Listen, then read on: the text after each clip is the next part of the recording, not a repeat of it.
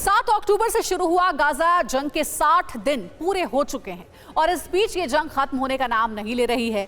Israel Gaza जंग में 16,000 से ज्यादा लोग मारे जा चुके हैं। गाजा तबाह हो चुका है, बर्बाद हो चुका है, लेकिन नेतन्याहू हमास को नेस्तनाबूद करने की कसम खा चुके हैं। इन 60 दिनों में इस जंग में क्या हुआ, आपको 10 अपडेट जल्दी से बताते हैं। पहली अपडेट यह है कि गाजा में अब तक 15,500 लोगों की मौत हो गई है।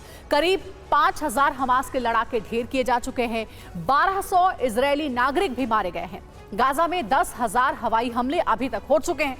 गाजा में हमास की 500 सुरंगें तबाह हो गई। 73 इजरायली समेत 97 बंधक रिहा किए गए। 210 फिलिस्तीनी कैदी भी इस बीच छूटे हैं।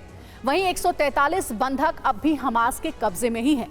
395 सैनिक बताया जा रहा है कि आईडीएफ और अफसरों की मौत हो गई है। तो ये है इस वक्त हालात।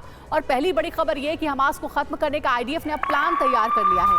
आईडीएफ का ज्यादा फोकस अब साउथ गाजा पर है। हमास लड़ाकों को टुकड़ों में बांटने की रणनीति अपनाई जा रही है। ब्लॉकेड स्ट्रैटेजी के तहत गाजा में ऑपरेशन चल रहा है।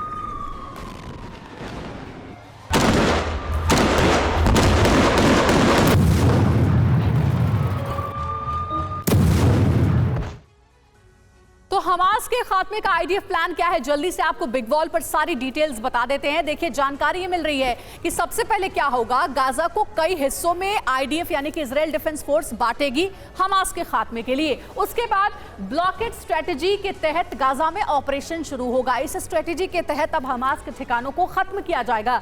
हमास लड़ाकों को टुकड़ों में बांटने की भी एक स्ट्रेटेजी है आईडीएफ की। और जानकारी ये कहती है कि आईडीएफ का ज्यादा फोकस अब साउथ गाजा पर है, क्योंकि साउथ गाजा में इस वक्त ज्यादा हमास के ठिकाने होने की जानकारी।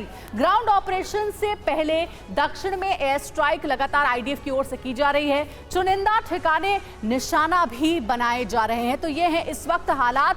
और ग्राउंड फोर्स बचे हुए लड़ाकों को मार देती है। ये पूरी स्ट्रेटेजी है जिसके तहत अब आईडीएफ आगे बढ़ रही है।